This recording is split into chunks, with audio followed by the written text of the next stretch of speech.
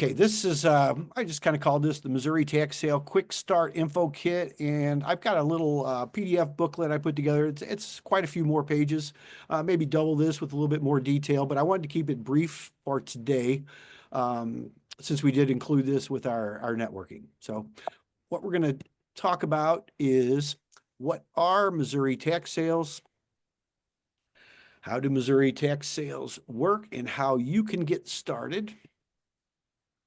Can you profit from Missouri tax sales? Disasters you must avoid. And when and where can you find out more? So first of all, little quick disclaimer. I know Laura usually gives us one at the beginning, but I just want to say this information is really for education and illustration purposes only. And this, I highly recommend you hire a competent attorney. I also highly recommend that you show up on June the 17th to listen to Dale Sweet to talk about the St. Louis and St. Louis County delinquent tax sales, and also on the 20th, whether you show up in person, June the 20th, for Scott's event in person or on Zoom, either way, it'll be well worth your time to find out more about this particular subject. All right, a little bit. What are Missouri tax sales? Well, they are the sale of delinquent taxes owed to the state, and they cover things like roads, parks, and all the things we need and enjoy. Okay, there's some waste that goes on with this stuff, but if you think we got problems with potholes now, try not paying your taxes and not paying the people that fill the potholes, and see what kind of potholes we have. The sales are held. This is what makes it a little confusing, and some of the things you need to know. They're held annually on the fourth Monday in August, in accordance with Chapter 140 of the Revised Statutes of Missouri. And I do have a copy of that I will give to you also to go along with our Quick Start Info Kit. They consist of the first, second, and third year tax sales. And briefly, the way this works is if you don't pay your taxes the first year, pretty much nothing happens other than penalties and interest. And it's about 10% a month that each county puts on there if you don't do it. That's nothing. You don't go up to the tax sale, though, if you don't pay your taxes the first year or the second year. Now, if you do not pay your taxes the 3 years in a row, they go up to the first year tax sale. Okay, somebody cannot own your property if they buy that, but they will get a certificate, and then when and if you redeem your property, you will have to pay that back to them. This is a good strategy a lot of people use for making interest on their money. Okay, the second year tax sale, that's 4 years of back taxes. And again, you will only be issued a certificate for anybody that buys the property at the sale. Okay, now the third year, it's 5 years of back taxes. That's when it will go up for sale, and somebody actually has the potential to redeem your property, and that's where what Scott's higher level education comes in, because that's where you really need to know what you're doing. You'll need to go through the quiet title process and deal with it a little bit different way. There's time periods and things. That's one reason I wanted to give you the Chapter 140 that the state puts out in addition to what we're talking about here, and I'm going to give to you. And then again, this is either a tax lien or a tax deed. The tax liens, which is a good strategy, that's your first and second years. Then you can actually potentially get a tax deed, which will either be like a collector's deed or a sheriff's deed. I've gotten different ones depending on the county on how they do them. And all the counties, they do things a little bit differently. One of the things in the state of Missouri that's kind of tricky is if you go to the tax sale, you do have to be there in person. Okay, and we'll talk a little bit more about that, because there's no way you can be in all 114 counties all at one time. So, all right, and they are city and county specific.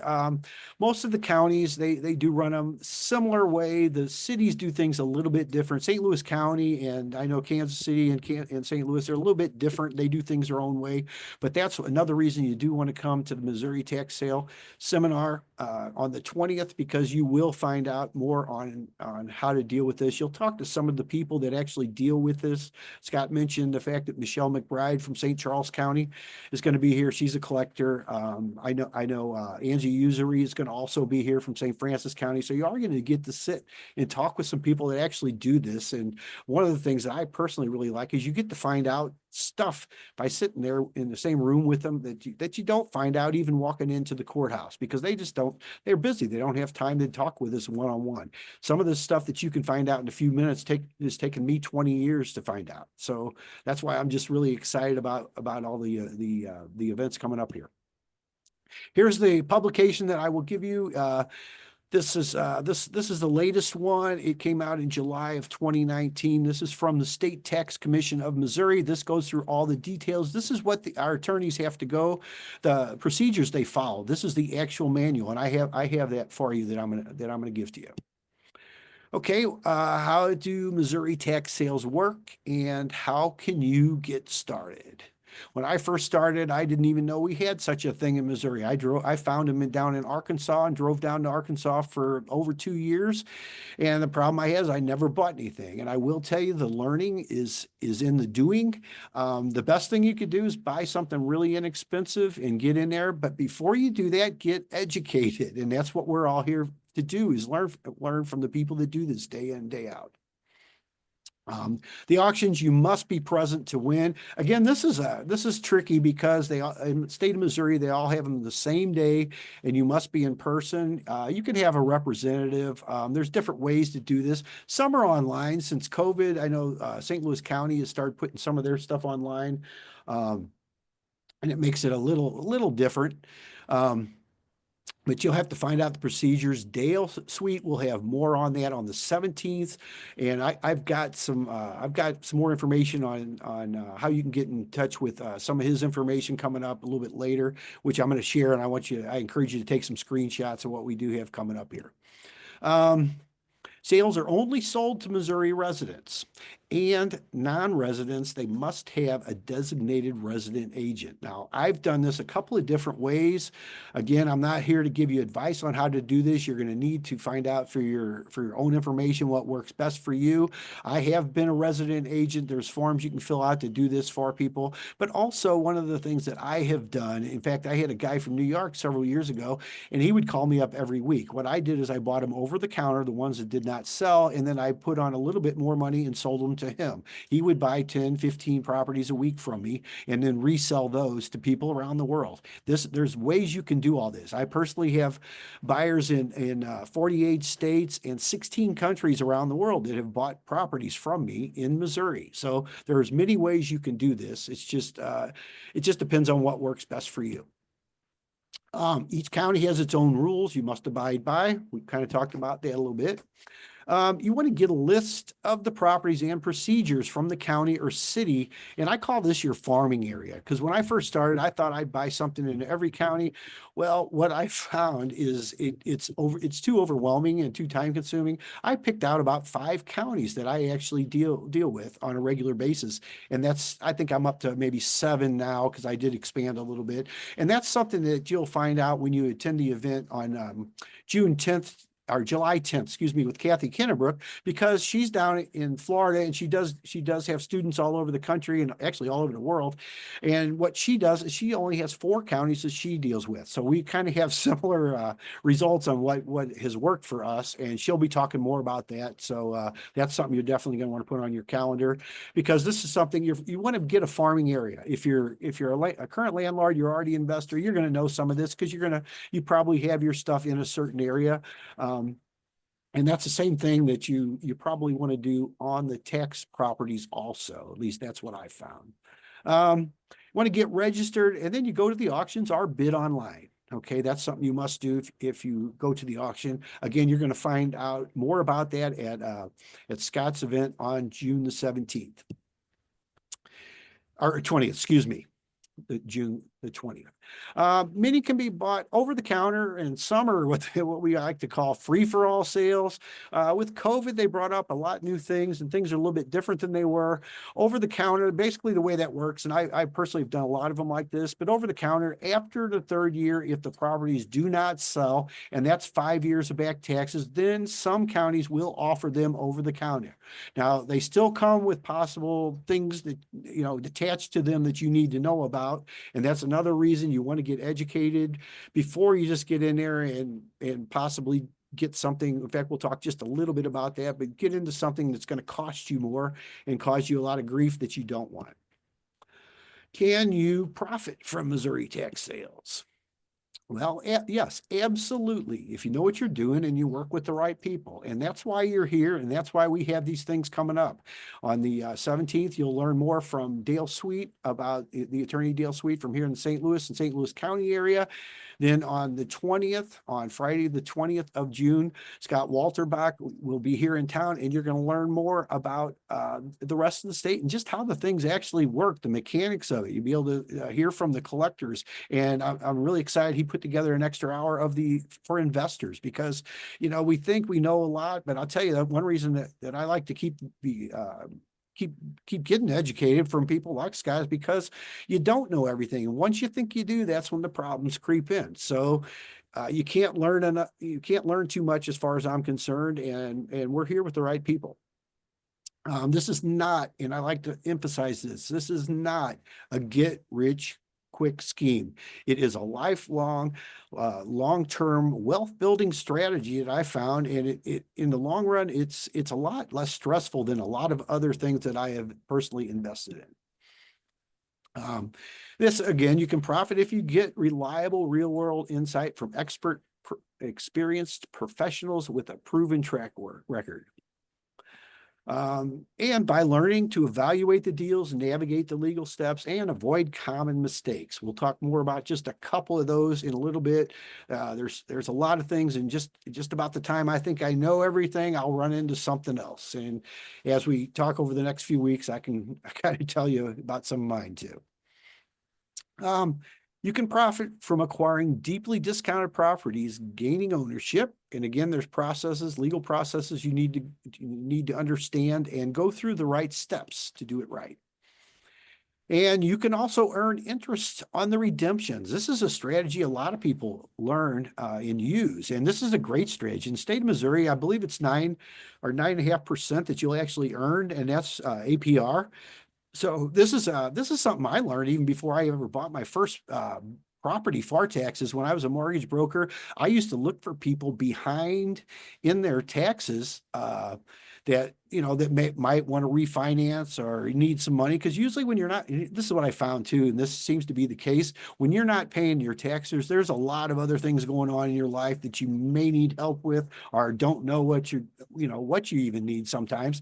But sometimes you can go through, this is a great strategy. You can pay somebody else's taxes at the tax sale. Then when and if they redeem the property or they pay the taxes on the property, you'll get interest on that. And 9.5% is a lot higher. I know we just renewed some CDs, and they were like, I believe it was like 4.7% APR. So this is already double that. Plus, you actually have a chance to actually own a property if they don't redeem it. And this is stuff, really some higher level things, but this is a great strategy to earn money or earn interest on your money. Over the counter, I was going to take this out, but I decided to leave it in just briefly. We won't talk about this much. Some of you guys know me, know I use this strategy a lot, but over the counter, this is what happens when in many counties, not all the counties, but in many counties, after the third year tax sale, which is 5 years of back taxes, the county will actually take over the property, and then they have the option to sell them over the counter. That means you can walk in there and pay for these properties over the counter, and you will get either a sheriff's or collector's deed, depending on the county and the way they have it set up. This doesn't necessarily give you a free and clear title, though, and that's another reason you want to learn this stuff that we're talking about today. But I wanted to show you this example of one that I did, and this is not uncommon. We do this all the time. I've done this Well, probably for over 25 years now. This is the way I like to do properties. These are built, this is a building and camping lot. I paid $312.81 from the county. There was an additional $70 that I paid for processing and recording. Okay.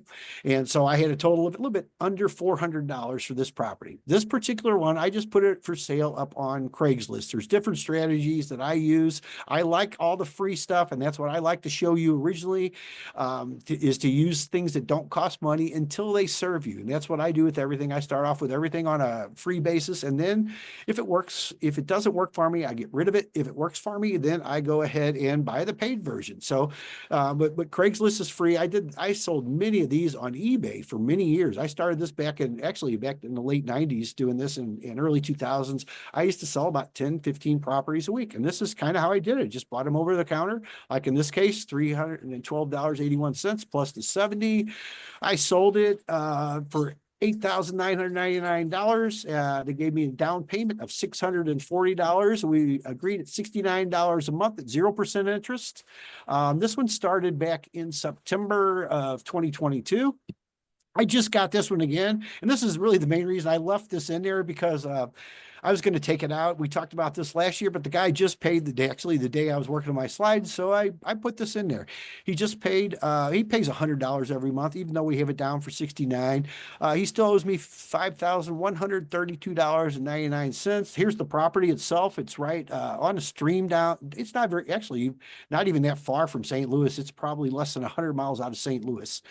There's different strategies that I use to do this. But as you can see, I got my money back right out of the gate, the $640. And the other thing that's not on here, I don't, it's because I don't have the contract. I just have this, but I do always charge a $199, also non-refundable. I call it a processing fee, and that pays for my paperwork. That also pays for my ads and things like that when I do have a fee for listing. So that's something that that not everybody does, but I like to do that too. So I like to get my money back though up front. I know Kathy Kinnebrook will talk more about that, because she a lot of times gets her money up front too on her leases she does. So these are some great strategies. And it's not, again, it's not a get rich quick thing, because you're not gonna change your life over $100, but get 10 of those this year. Get 20 of those. I mean, it just depends on what you want to do. And I found personally that, it doesn't have the, we are selling these, so it's not like your rental properties, but it is a lot less stress than some of the stuff that I've dealt with on other types of investments. Disasters you must avoid and what you need to know. Okay, there's many things. And like I said, as soon as I think I know everything, I don't. So, but just a couple of the things. The number one rule that you want to follow every legal procedure exactly. Again, the chapter 140 from the Missouri statutes that I'll give to you, it explains a little bit more of that. But then again, they are county and city specific. Again, that's why you want to learn from the experts. There are redemption periods, notices, and different types of deeds. Again, this is a little bit deeper than we're going to get into today, but this is stuff you definitely want to know, because you want to do it the right way. And there are title issues. There's liens, there's city, municipal things, there's grass cutting, weed abatement. I never knew what weed abatement was until I bought a tax property that had one on there from the city. Well, guess what? They don't forget you. Sewer liens, this is a real big deal. And I know Scott we talked about this last year at the seminar, and hopefully they'll bring it up again. I'm sure they will, but this is huge. The sewer lien does not go away. If you have any rental properties and you do not make sure you take care of these yourself, and I know some of you guys are familiar with this, MSD or wherever your sewer company is, they do not let these go. Plus, they tack on penalties and interest all the time. This is a lien that comes up all the time when you sell a house. I had a property I sold last year that was well, it's a longer story than we'll get into, but I had all the sewer bills caught up. So I thought, with penalties and interest from the persons that was buying it that didn't pay them, and the renters, and we paid all those. Well, guess what? We got to closing, and then they had another month and a half plus another little fee from MSD on there. And that was penciled right in. You do not close if you do not pay these fees. Huge thing to be aware of. HOA fees. These again are huge too. the homeowner associations, property owner associations, POAs, they do not let their fees go away most of the time. Now, I've negotiated these for other people over the years as a third party, and you could do this. Sometimes you can, sometimes you can't, but you better know what you're dealing with, because if you buy even like one of these little properties like I'm talking about here, and a lot of those building and camping lots come with HOAs and POAs, and you better know that they're going to waive those or even charge a certain fixed amount. A lot of them will do that nowadays. I used to go meet with the HOAs many years ago and discuss before I would buy the property. And how do I know that? Because I bought some where they didn't let them go. Some of the HOAs will never let those go. Most of them are pretty friendly and they'll negotiate. A lot of them, though, that I've dealt with just have a flat fee where they'll just charge a few $100s and then give you, bring you up to date. Because what happens is, even when, whether it's over the counter or going to the tax auctions, they have penalties and interest just like the tax delinquency process. So be aware of those. Mortgages, etc. Mortgages is another thing. We did a quiet title. My attorney, William Beatty, he retired a few years ago, but one time, this goes back to probably 2009 or 10. We had we did some quiet titles. And he was pretty creative. He did 13 of them. Properties on one, and this was kind of a big deal. I had to testify. There's a lot more to it than that, but we actually had 54 defendants. They were like Bank of America, Wells Fargo. They were the city of Deloge Park. I mean, there was all these places, and none of them showed up. All 54 defendants did not show up. We got clear titles on 13 properties in one day that I did. So this is stuff, though, that you will learn from the people on the events we have coming up, and I highly recommend you know this before you get into it like I did. Because, and here, just to the point, a quiet title lawsuit, this clears the title. You will get an attorney, and because you do want to have it done right. I know Dale Sweet talks a lot more about that. He's got some great examples on people from the title company. Not all title companies are created equal when it comes to quiet title lawsuits and transferring ownership, and you definitely want to deal with the right ones. All right. When and where can you find out more? Well, we've talked a little bit about that, but first of all, this is my personal email address. Write this down. I want you to take a screenshot of this slide and the next one when we're done here, because it'll have some more information that'll be very helpful for you. Again, I will send you, and just request this, say you were here today and you want a copy of the Chapter 40 Tax Sale Procedure Manual, RS Missouri, right here, and I will give that to you, as well as a copy of our Quick Start Info Kit that I put together for you also. You want to attend, you can go to STLREIA.com, and you want to attend the main event on June 17th. That will be featuring attorney Dale Sweet. He will talk about specifics for our area. He will also be at Scott's event on June the 20th. So I highly encourage you to learn from Dale. He's very knowledgeable. He's also very entertaining. I love the characters he put together on his slides last year.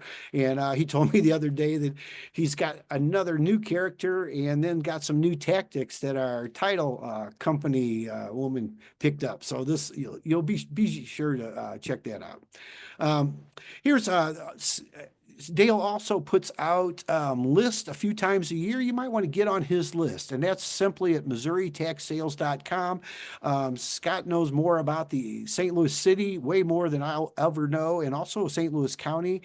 These are great places to do business. I know we're kind of focused out of St. Louis, but this does cover a lot of stuff in a lot of different areas. They did just cancel the sheriff's sale in the city of St. Louis. That's all postponed till later in the fall because of the tornadoes we had. And Dale will be talking more about that on the 17th and probably again on the 20th. So be sure and find that out if you're at all interested in this type of investing. This is something you want to know. You want to register right now for Scott's event, and that's the Missouri Tax Sale Seminar, and that's number 4, and that's MTSS.LLC. This is going to be held in St. Louis at STLREIA, at St. Louis Area Realtor Building over on on Olive. And you can also attend virtually, which is a great way to pick up the information if you know, and to avoid some of the travel, because I know it's good to travel and you know, go to different places, but I know a lot of you guys are from different cities from out of town. And this, who should attend this event? This is for, you know, I put investors first because that's kind of how we're meeting here today, but this is for all professionals that want to know more. I mean, just even if this is not something that you're going to focus on as your main business, this is stuff you really need to know if you're in real estate at all.